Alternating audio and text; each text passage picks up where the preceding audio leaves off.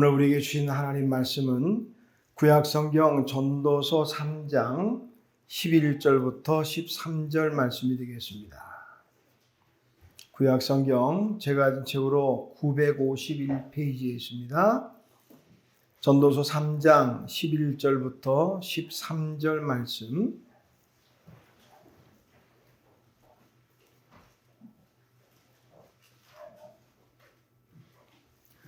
전도서 3장 11절부터 13절 말씀 찾으신 줄 알고 오늘 우리에게 주신 하나님의 기록된 계시의 말씀을 봉독해 올리겠습니다.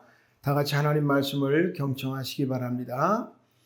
하나님이 모든 것을 지으시되 때를 따라 아름답게 하셨고 또 사람들에게는 영원을 사모하는 마음을 주셨느니라.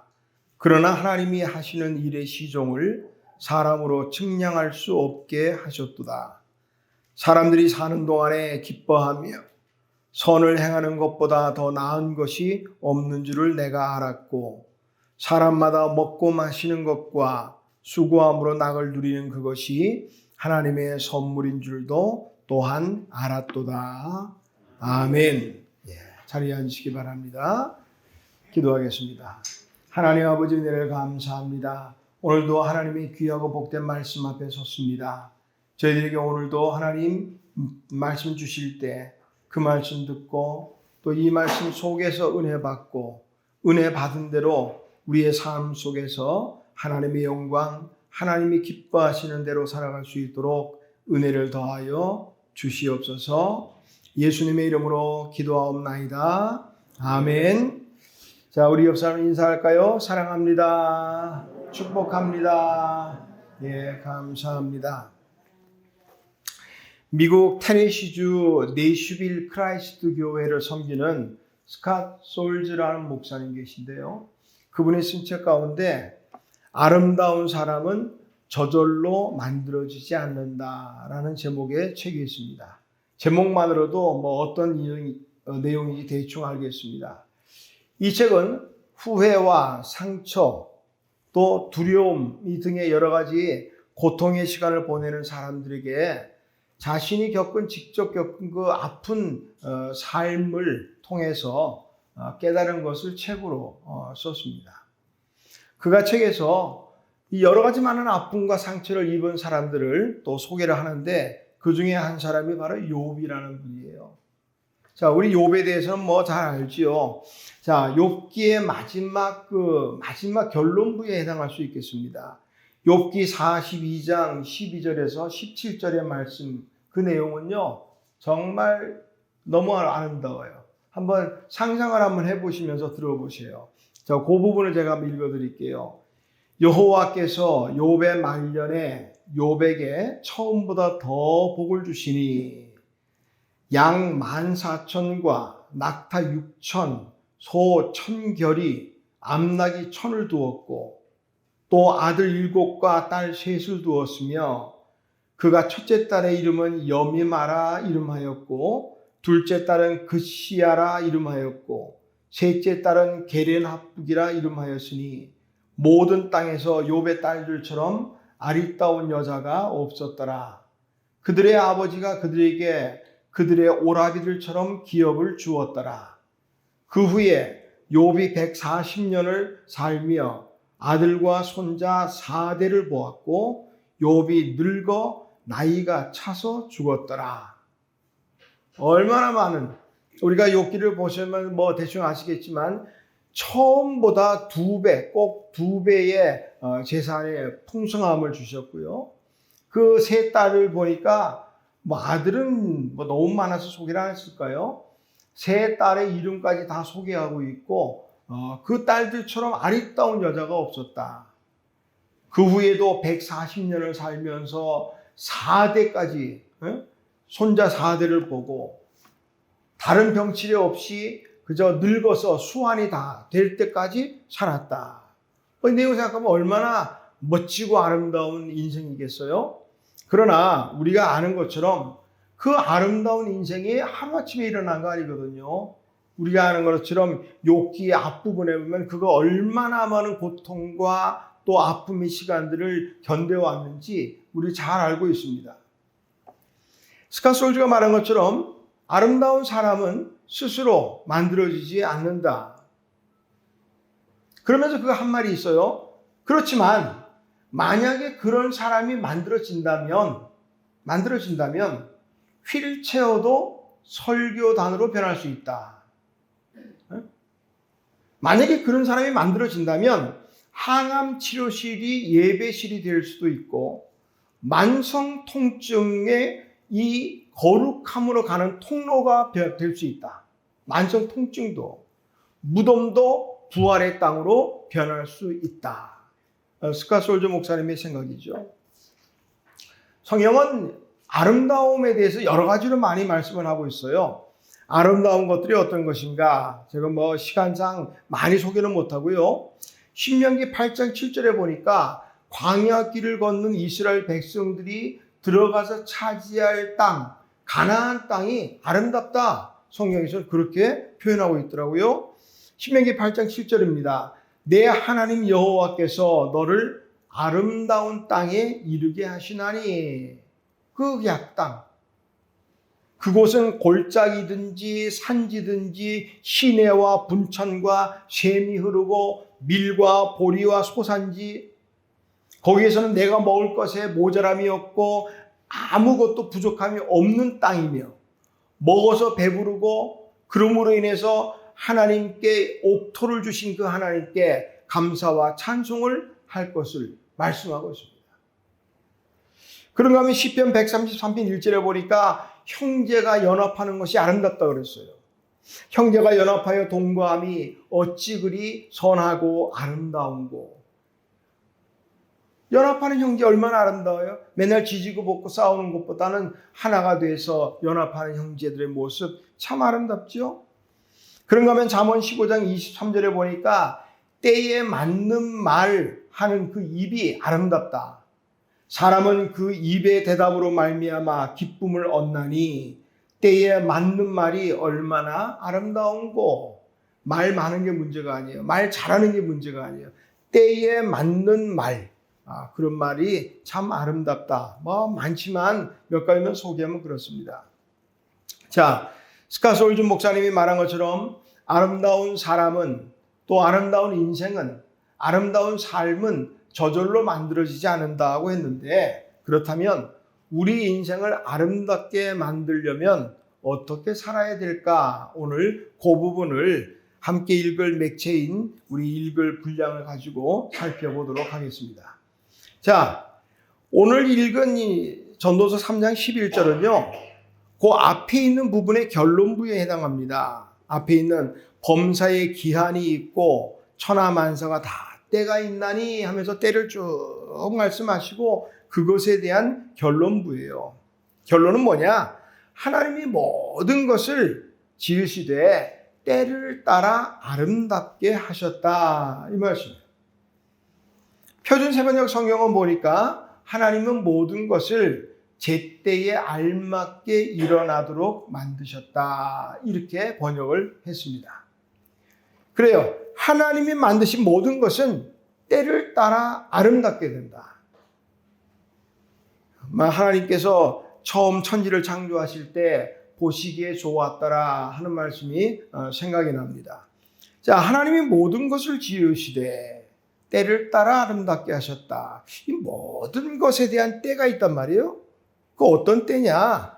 자, 오늘 2절에 보니까 날 때가 있고 죽을 때가 있고 심을 때가 있고 심은 것을 뽑을 때도 있고 죽일 때가 있고 치료할 때가 있고 또 헐 때와 세울 때, 8절까지 쭉 나옵니다. 사랑할 때가 있고 미워할 때가 있으며 전쟁할 때가 있고 평화할 때가 있느니라. 하나님이 때를 따라 아름답게 하셨다 그러면 이 모든 것이 다 대입이 돼요. 날 때도 아름답단 말이에요. 죽을 때도 아름답다. 아까 욥이 그 후에도 140년을 더 살면서 정말 손자 4대를 보고 수완까지 살았던 그 아름다움, 죽을 때. 제가 여기 앉아 계신 분들 보니까 날 때를 본 사람은 제가 딸 하나밖에 없네요. 뭐 직접 보진 못했지만 저보다 어린 저 꼬마 친구들을 뭐 벗을 수도 있겠지만, 그러나 죽을 때도 볼 수 있을지 모르겠지만 어쨌든 죽을 때 아름답게 죽으시기를 주님의 이름으로 축원합니다. 예? 잘 사는 것도 중요하지만 잘 죽는 것도 중요해요. 그래서 웰비잉 못지않게 웰다잉이 중요한 때라고요. 예? 자, 뭐 여러 가지 때 보면 우리는 좀 이해할 수 없을 때가 있어요.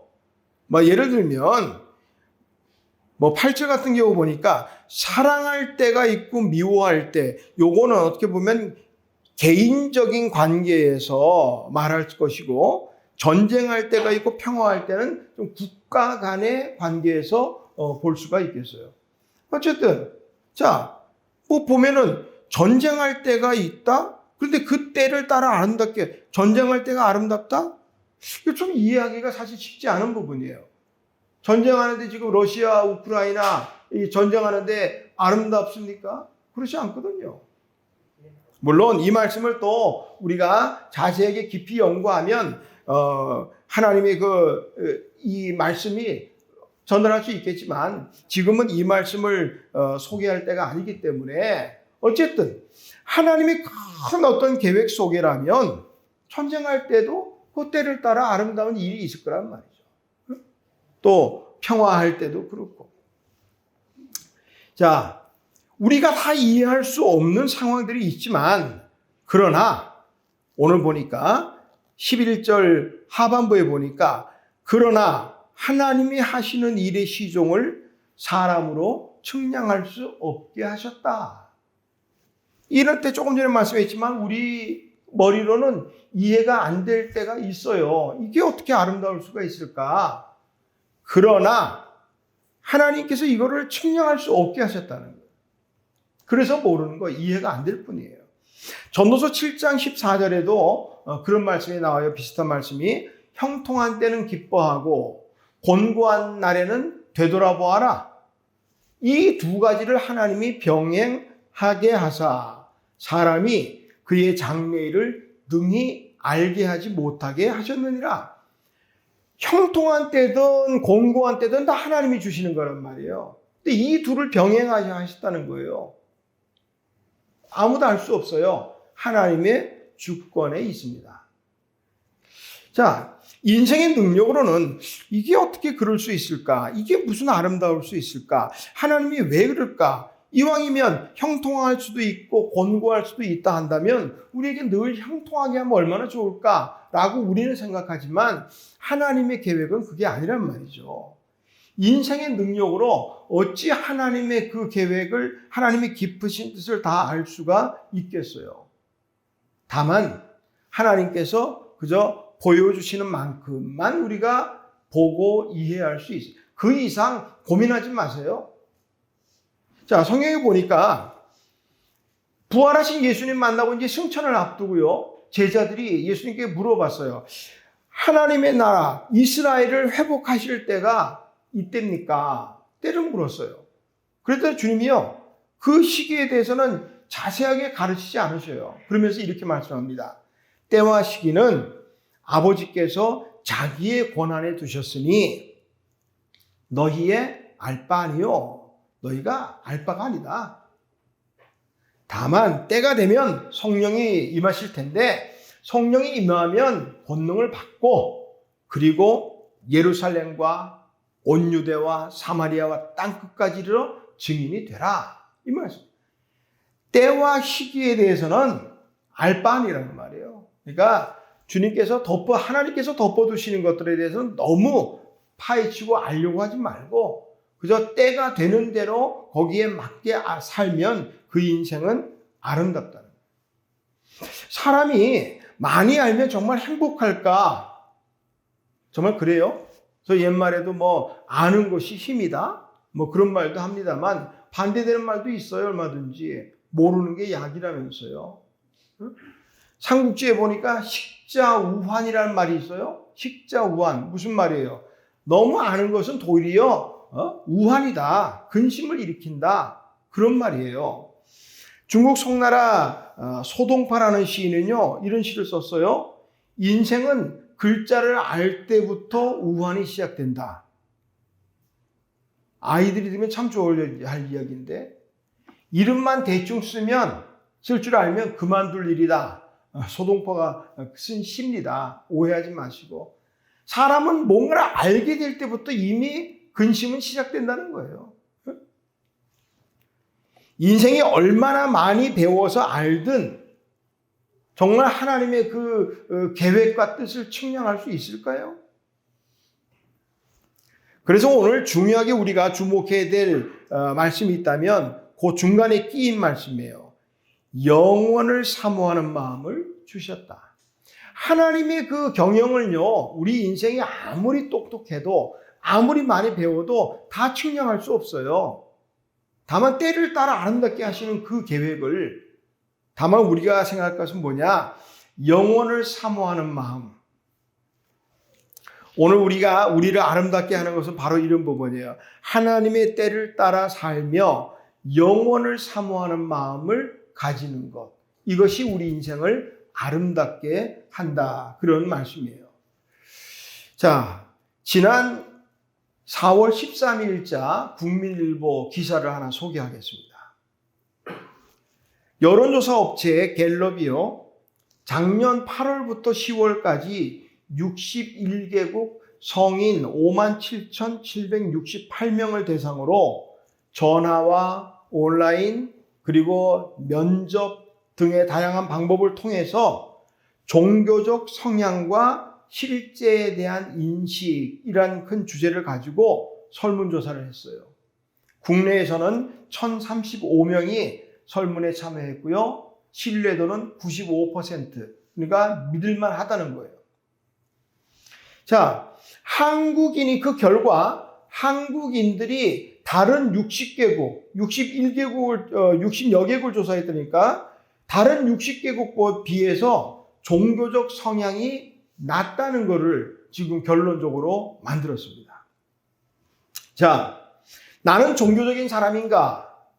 뭐 종교인이라고 말하면 그렇고요. 자, 종교적인 사람인가? 라는 질문에 미국, 일본, 폴란드, 케냐 등 61개국 응답자의 평균 62%가 그렇다라고 답변했다는 거예요. 난 종교적인 사람이라는 거예요. 종교적인 삶을 살고 있다. 이렇게 말하는 거예요. 뭐 교회를 나가든 또 뭐 그쪽에서는 뭐 무슬림들이 있든 불교든 간에 종교인이다라고 대답을 했다는 거예요. 이에 대한 한국인들의 대답은 36%. 61개국 가운데 48위. 아주 밑에 있죠. 자, 신의 존재에 대해서는 격차가 더 벌어졌어요. 신이 있느냐, 신이 있다고 믿느냐라는 이 물음에는 세계적인 평균은 72%가 그렇다고 대답했다는 거예요. 믿는다는 거예요. 한국인은 41%입니다. 그러니까 우리나라 10명 중에 4명은 4명만 신이 있다고 믿고 6명은 없다는 거예요. 천국과 지옥의 존재에 대해서 또 물었습니다. 천국이 있다고 믿느냐, 지옥이 있다고 믿느냐라고 물었는데 세계 국민의 평균은 59%가 천국을 믿었고요. 53%가 지옥이 있다고 믿는다는 거예요. 한국인의 답변은 천국이 있다 30%, 지옥이 있다 29%. 왜 그럴까요? 자, 이에 대해서 왜 우리나라 사람들이 이렇게 보면 종교성이 많은 것 같은데, 뭐 우리는 우리만 또 있으니까 예전에는 또 뭐 25%가 그리스도인이다 막 그러고 자랑하고 그럴 때 있었는데 어째서 이런 결과가 나왔을까? 이에 대해서 웨스트민스터 신학대학원 김선일이라는 실천신학 교수는요, 이렇게 답을 내놨어요. 한국인들은 과거부터 현재까지 쭉 현세적인 성향이 강했다. 현세, 그러니까 지금 현실이란 말이죠. 갈수록 종교의 영향이 줄고 세속화가 심화되면서 종교적 성향이 옅어졌을 것으로 보인다. 이런 결론을 내렸어요. 우리나라 사람들의 성향이 현세적이라는 거예요. 영혼을 바라보는 마음은 기대하기가 쉽지 않다는 겁니다. 영혼을 사모하지 않고 내 현재만을 만족하고 현재만을 위해서 살아가는 그 삶은 결코 아름다운 삶이 될 수 없습니다. 적어도 하나님의 사람이라면. 저는 이 결과를 보면서 답변자들 가운데 기독교인이 적었겠지라고 한번 스스로를 위로해 봤습니다. 간단해요. 영원한 세계와 이 현실 사이에서 어떤 삶이 아름다운가는 거예요. 영원한 세계를 사모하는 그 마음이 아름다운가? 아니면 당장 먹고 살고 당장 즐기고 하는 이 삶이 아름다운가? 우리 스스로 판단할 수 있잖아요. 우리 찬송가, 새로 이제 편입된 찬송가의 623장 찬송은요, 주님의 시간에, 예전에는 복음성가로 분류됐다가 이번에 찬송가에 편입됐어요. 주님의 시간에 아름답게 모든 것 변하리. 주님의 시간, 하나님의 때에는 모든 것이 아름답게 변한다는 거예요. 아멘. 우리 주님의 때를 따라 아름다운 삶으로 살아갈 수 있기를 주님의 이름으로 축원합니다. 하나님의 사람들이 아름다운 삶을 살기 위해서는 또 어떻게 살면 좋을까? 구별된 삶을 살아야 합니다. 우리 한번 서로 인사할까요? 구별된 삶을 삽시다. 구별된 삶을 삽시다. 예, 오늘 함께 읽을 말씀이 레위기 20장이에요. 레위기 20장. 자, 레위기 그러면요, 우리 맥체인 통독 분량이나 아니면 그냥 기존의 창세기부터 쭉 읽어가는 전통적인 방식이나 성경을 읽으신다면 레위기는 그래요. 성경 통독하는 자들의 무덤이다. 성경 통독하는 사람의 무덤이라는 거예요. 창세기부터 아브라함 나오고 이삭과 야곱 쭉 나오고 요셉 때는 아주 기가 막힌 사건들, 그리고 출애굽기를 통해서 그 홍해 바다가 척척 갈라지고 막 이 재미있는 그런 이야기 쭉 나오다가 레위기 들어가면 완전히 빠져버리는 거예요. 이제 거기서 많이들 끝난다는 거예요. 그러니까 통독 성령하는 자들의 무덤이다, 그런 말. 그러나요, 거룩에 관해서만큼은 레위기를 결코 빼놓을 수 없어요. 거룩에 대해서만큼은. 자, 오늘 함께 읽은 말씀 레위기 20장 7절에서 8절은 이렇게 기록합니다. 너희는 스스로 깨끗하여 거룩할지어다. 나는 너희의 하나님 여호와이니라. 너희는 내 규례를 지켜 행하라. 나는 너희를 거룩하게 하는 여호와니라. 거룩하라는 거예요. 이 거룩하다 하는 히브리어 카도시라는 이 형태에 따라 카도시, 크도시 여러 가지로 나타나는데요. 이 말은 구별하다, 분리하다 이런 뜻이 있어요. 하나님은 속성상 죄와 결코 타협이 되지 않는 분이에요. 그러니까 하나님이 전능하신 분인데 못하시는 일들이 몇 가지 있어요. 그 중에 하나가 죄와 타협할 수 없어요. 그렇기 때문에 하나님은 당신의 백성, 당신의 자녀들에게 거룩하게 구별된 삶을 살 것을 끊임없이 요구하고 있습니다. 자, 우리는 왜 거룩해야 될까? 우리는 왜 거룩해야 될까? 맥체인 통독 순서를 따라 읽으셨다면 어제 읽었을 부분 레위기 19장 2절입니다. 너희는 거룩하라. 이는 나 여호와 너희 하나님이 거룩함이니라. 하나님이 거룩하시니 하나님의 백성, 하나님의 자녀된 너희들, 우리가 아버지라고 부르는 그 하나님이 거룩하시니 너희도 거룩하라. 이 말씀 앞에 더 이상 무슨 설명이 더 필요합니까? 우리가 믿는 아버지 하나님이 내가 거룩하니 자녀된 너희들도 거룩하라. 무슨 설명이 더 필요해요? 하나님의 자녀되는 우리가 거룩하게 되는 것은 하나님의 명령이자 하나님의 뜻이에요.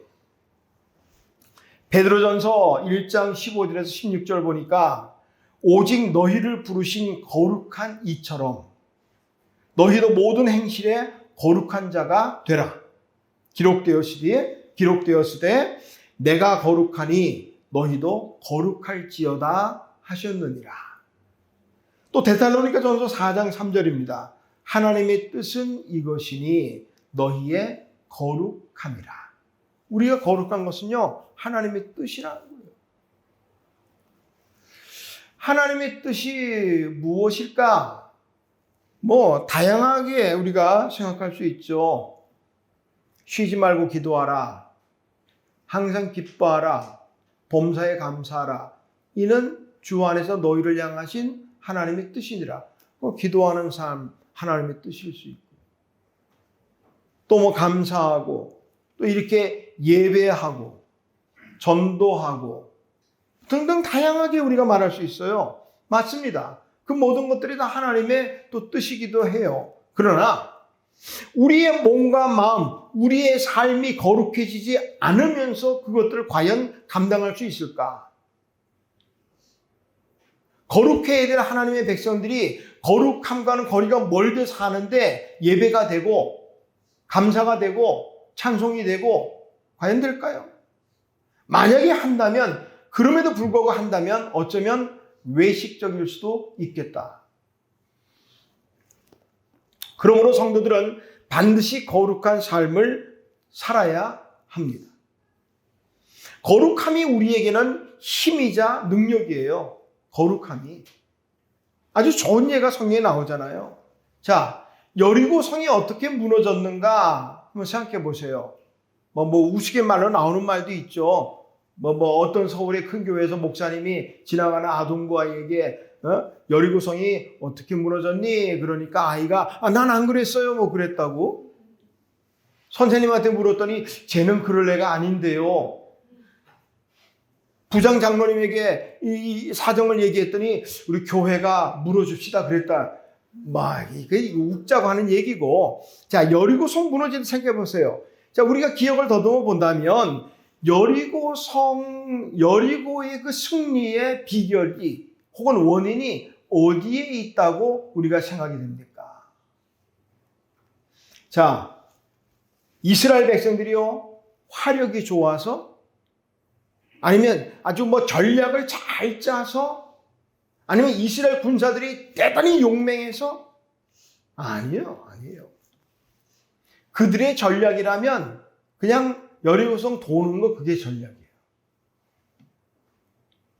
아무 비결이 없어요. 그런데도 여리고성은요, 완전히 초토화가 됐다고요. 원인을 우리가 여호수아 5장에서 찾을 수 있어요. 여호수아 6장에 여리고성이 무너지는데, 그 여호수아 5장을 보면은 여리고 정복을 앞두고 하나님께서 여호수아에게 명령을 한 가지 내립니다. 자, 지금부터 이런저런 무기를 준비해라. 아니면 이 공격을 위해서 이런저런 공격 방법을 훈련해라. 그렇게 말씀하지 않았어요. 너희 이스라엘 백성 남자들을 할례를 행하라. 그랬습니다. 할례를 행하라. 이스라엘에서 나오면서 할례 받았던 1세대 백성들은 다 죽었어요. 여호수아 갈렙을 빼고 다 죽었다고요. 그리고 2세들은 할례를 행하지 않았어요. 그러므로 그 백성들이 할례를 행하라는 거예요. 제가 이 시간 할례에 대해서 설명하지 않습니다. 어떤 건지 아는 분도 있고 대부분 다 아시겠죠. 대충 짐작을 한다면 이 전쟁을 앞두고 남자들이 할례를 행한다는 건요, 이거는 결코 좋은 생각이 아니에요. 결코 좋은 생각이 아니라 이거는 죽자고 하는 얘기지, 사실은요. 할례라는 거 해하고 나면 3일, 적어도 한 일주일간은요, 아예 아무것도 못 한다고요. 제대로 걷기나 해요? 뛰기나 해요? 아무것도 안 된다고요. 근데 그렇게 하라는 거예요. 할례는 무슨 의미냐? 하나님의 거룩한 백성이 되었다는 표시입니다. 그거 하라는 거예요, 지금.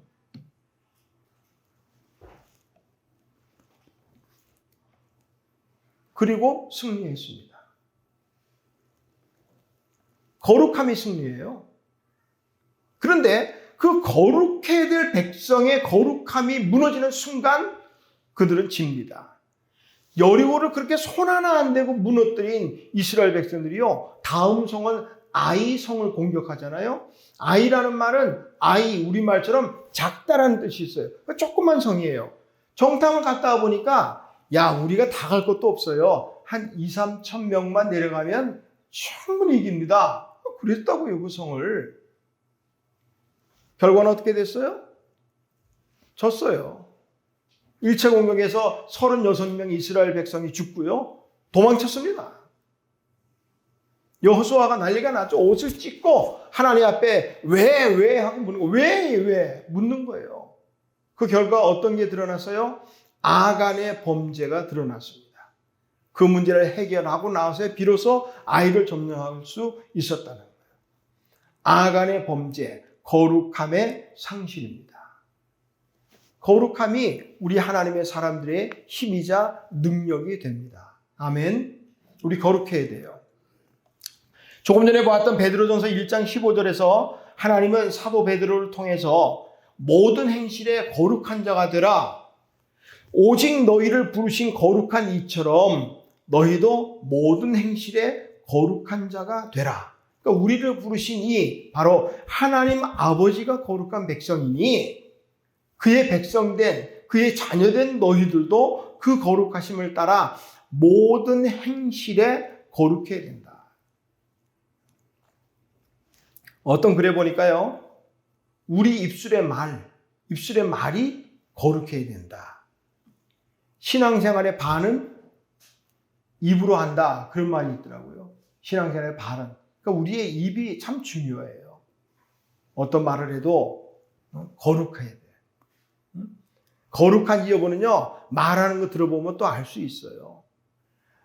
입 열어 나오는 말마다 세상적인 이야기, 우리 예수 믿는 사람 좀 만나면은 좀 우리 신앙적인 얘기 좀 많이 하자고요. 응? 교회 안에서 신앙적인 얘기 많이 하자고. 다른 얘기 많이 하지 마세요. 그래도 다행히 주식이니 뭐니, 무슨 비트코인인가 뭔가, 이런 얘기 하지 말고, 신앙적인 얘기. 일주일에 한 번 혹시 만나면, 지난주에 어떻게 살으셨어요? 하나님의 은혜로 이렇게 저렇게 살았어요. 신앙적인 얘기 좀 하자고요. 응? 거룩하게. 입을 열면 말만 하면 세상적인 이야기에다가 어떤 사람은 그런 말 하지 말고, 말이 반이라면 나머지 반은 생활에서 거룩하게 살아야겠어요. 로마서 12장 1절에서 바울을 말하잖아요. 너희 몸을 하나님이 기뻐하시는 거룩한 산 제물로 드리라. 그러니까 우리가 몸으로 활동하는 모든 부분에서 거룩해야 돼요. 말이면 말, 삶이면 삶, 거룩해야 돼요. 그것이 꼭 교회 안에여야 될 필요는 없습니다.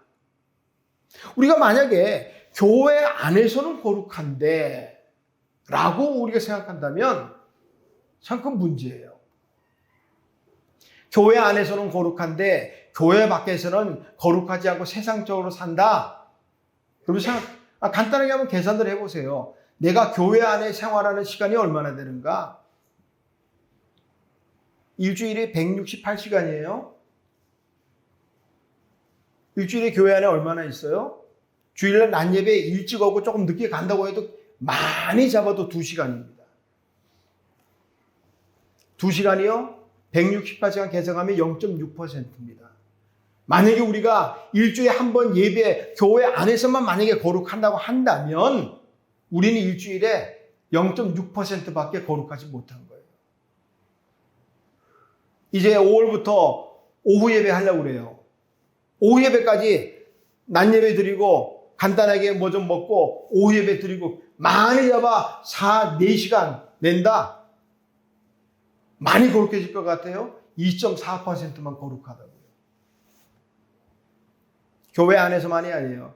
교회 밖에 나가서 어쩌면 교회 밖에서의 우리 삶이 더 거룩해져야 합니다. 하나님은 얼마나 우리가 거룩해지기를 원하실까? 하나님 한번 생각해 보세요. 0.6% 하나님 그냥 용서하실까? 뭐 그럴 수도 있겠죠. 그러나 하나님은 우리를 얼마나 거룩하기를 원하실까? 100% 아닐까요? 온전히 우리 거룩하자고요. 아마 여러 가지 거두절미하고 스스로에게 한번 물어보자고요. 자신을 구별하여 거룩함을 삶을 사는 것이 아름다운가?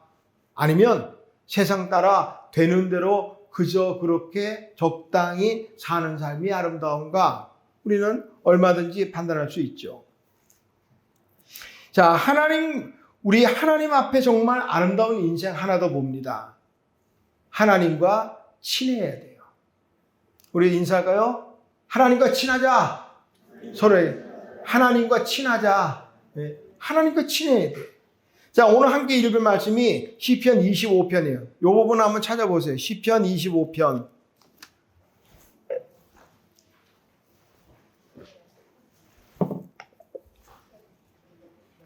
시편 25편 오늘 눈여겨볼 구절은 14절입니다. 시편 25편 14절. 자, 우리 한 목소리로 한번 읽어볼까요? 여호와의 친밀하심이 그를 경외하는 자들에게 있으며 그의 언약을 그들에게 보이시리로다. 아멘. 여기 여호와의 친밀하심. 친밀하다라는 단어는 별로 잘 안 쓰죠. 친하다 정도로 우리가 쓰겠습니다. 어쨌든 여호와의 친밀하심, 소드 예호와, 히브리어로는 그렇게 말합니다. 소드 예호, 소드가 바로 친밀하다 하는 뜻인데요. 이 친밀하다는 소드는 어떤 뜻이 있는가?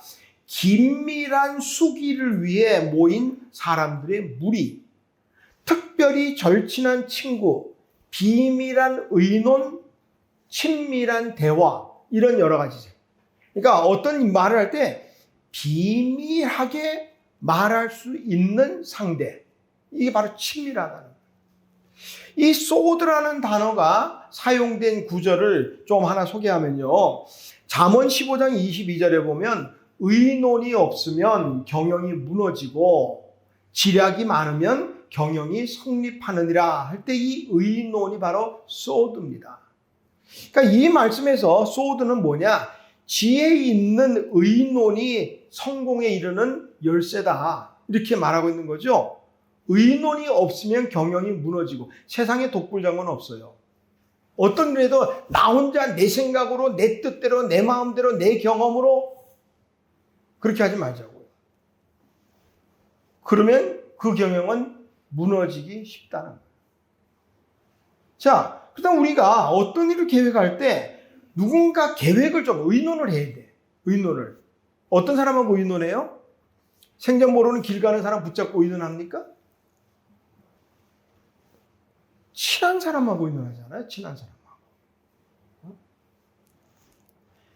정말 우리가 대소사를 같이 이야기할 수 있다면, 나의 비밀스러운 이야기라도 할 수 있는 사람이라면 친밀한 사람이겠죠. 하나님의 사람이 가장 친밀해야 될, 그리고 어떤 모든 일을 의논할 수 있는 친밀한 분이 누구냐? 하나님이죠. 우리의 가장 좋은 자, 좋은 조언자가 되시는 하나님과 자주 의논하시기를 바랍니다. 자, 아모스 3장 7절에 보니까, 자, 이 부분은 이제 표준 세번역 성경을 읽어드릴게요.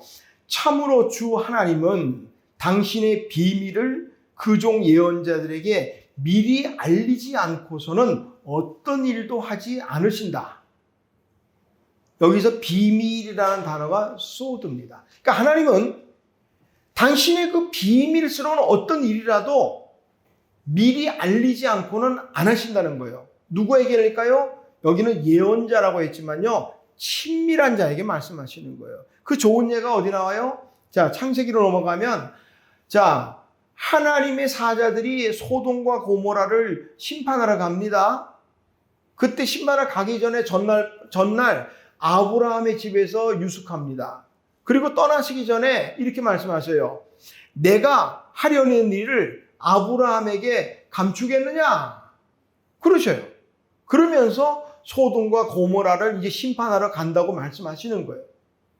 그러니까 아브라함이 아하, 그 소돔에 내 조카 롯이 사는데 하나님이여, 그 성중에 의인이 50명이 있으면 그렇게 시작되는 거예요. 아브라함은 하나님의 친밀한 벗이었다는 거예요. 야고보서 2장 23절이나 이사야 41장 8절 보면 하나님은 아브라함을 내 벗이라 이렇게 표현을 했더라고요. 아까 우리 조금 전에처럼 다시 한번 물어보자고요. 하나님과 친밀한 삶이 아름다운가? 아니면 하나님과 여기 강원도 표현대로 대면한 게 아름다운가? 생각해 보자고요. 물어보나 마나한 얘기겠지만. 자, 그렇다면 어떻게 하나님과 친밀해질 수 있을까? 오늘 그 시편 25편 14절의 말씀 다시 한번 보면 여호와의 친밀하심이 그를 경외하는 자들에게 있으며 하나님을 경외하는 자. 그러니까 하나님과 친밀해지는 방법 중에 하나가 하나님을 경외하는 것이에요. 하나님을 경외한다 하는 말이 무슨 말일까? 히브리어의 야레라고 말하는데요. 이 말은 두려워하다 그런 뜻이에요. 그러나 이 두려움은 하나님이 그냥 무서워서 피하고 싶은 그런 부정적인 의미의 두려움보다는 하나님을 극히 공경하고 존경함에서 오는 경건한 두려움, 이것을 야레라고 말합니다.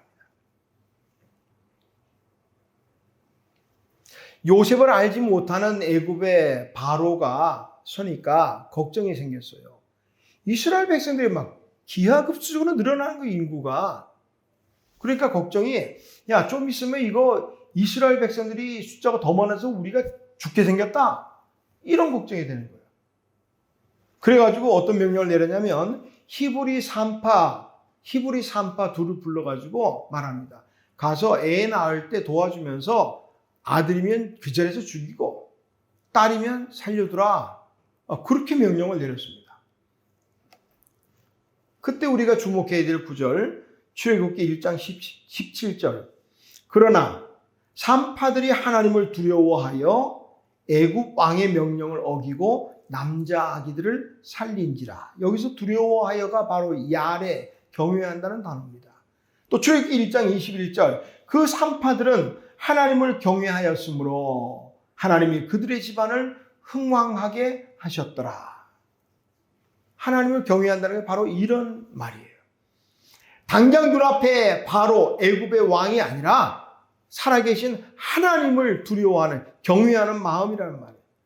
자, 그래도 경외라는 단어가요, 우리에게 쉽게 이렇게 와닿지 않아요. 경외라는 단어가. 하나님과 친밀해지는 방법, 어떻게 하면 좋을까? 제가 친밀이라는 단어를 사전에서 찾아봤거든요. 이렇게 됐더라고요. 사이가 매우 친하고 가까운. 사이가 매우 친하고 가까운 거, 그게 친밀이더라고요. 자, 쉽게 생각해 보자고요. 사이가 가깝고 친해지려면 어떻게 하면 될까? 1번, 날마다 마음속으로 생각한다. 2번, 매일 카톡이나 문자로 대화한다. 3번, 일주일에 한 번 만난다. 답을 요구하는 거 아니에요? 어떻게 하면 될까요? 사전에서는 친밀을 사이가 매우 가깝고 매우 친하고 가까움. 사이가 매우 친하고 가까우려면 어떻게 하면 되겠어요? 간단해요. 일주일에 한 번 만나는 정도가 아니라 자주 만나야 돼. 일주일에 2번도 만나고 일주일에 3번도 만나고, 또 우리 표현대로 아주 찰떡같이 친밀해지려면 매일 만나야 돼. 제가 무슨 말씀 드리는 거예요? 알겠죠? 하나님과 친해지려면 하나님 자주 만나세요. 자주 만나 예배도 하고 자주 만나 대화도 하고 기도죠. 그러면 하나님과 친밀하게 될 줄로 믿습니다. 스카스 올주가 목사님이 말한 것처럼 아름다운 사람은 저절로 만들어지지 않아요. 우리가 세상 사람들의 눈에 보기에 아름다운 사람이 되려고 힘쓰지 말고 우리의 하나님 보시기에 아름다운 삶, 아름다운 사람으로 살아가야 되겠다. 현세에 집착하기보다는 영원한 세계를 좀 사모하고 세상과는 좀 다르게 그리스도인답게 하나님의 자녀답게 살고 그리고 하나님과 날마다 더 가까이 친밀하게 살아가시기를 주님의 이름으로 축원합니다. 하나님 아버지 은혜를 감사합니다. 누구나 아름다운 삶을 살기 원하지 않겠습니까? 하나님 보시기에 아름다운 인생을 살기를 원합니다. 하나님, 지금까지 우리의 삶이 어떠했는지는 우리가 넘어가고 이제부터는 정말 하나님이 보시기에 아름다운 삶을 살아갈 수 있는 우리 모두가 되게 하옵소서. 예수님의 이름으로 기도하옵나이다. 아멘.